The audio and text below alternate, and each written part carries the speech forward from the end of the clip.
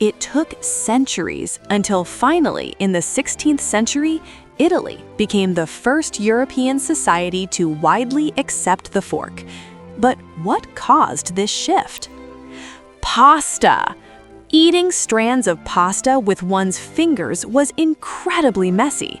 The soft, slippery noodles constantly dropped, embarrassingly fouling the proud nobles at feasts. The need for a tinned instrument was felt, a tool that could effectively coil and gather the pasta strands like a small pitchfork. Furthermore, Renaissance aristocrats, dressed in velvet and gold-embroidered clothing, could not afford to have greasy, dirty hands. Thus, the fork was transformed into a symbol of refinement.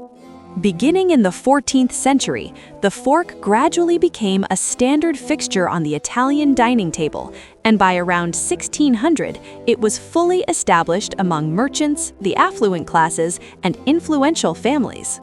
It became customary for guests to arrive with their own personal set, including a spoon and fork, carried in a special box called a cadena. The French initially viewed the fork with mockery, reportedly calling it a silly Italian luxury, but the tide turned when Catherine de' Medici, a Florentine lady from the renowned and wealthy Medici family, married King Henry II of France and brought her forks to the French court.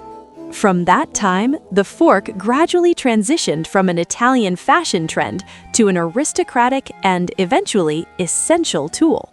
The situation in England was more complex.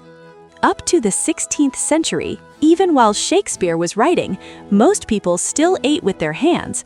Apparently, Shakespeare himself did not use a fork. One of the earliest English accounts of the fork dates to 1611, when the famous traveler Thomas Coriat returned to London after a trip to Italy and advocated for its use. However, his peers ridiculed him and did not take the new utensil seriously. Nevertheless, the arrival of the Industrial Revolution changed everything. Advanced metalworking and silversmithing made Sheffield, England, the center for the production of modern forks. The fork then became a wedding gift, a symbol of wealth, and a mark of social identity and status. Enjoyed it? Tap the link down below to watch the full video on the Icarus channel.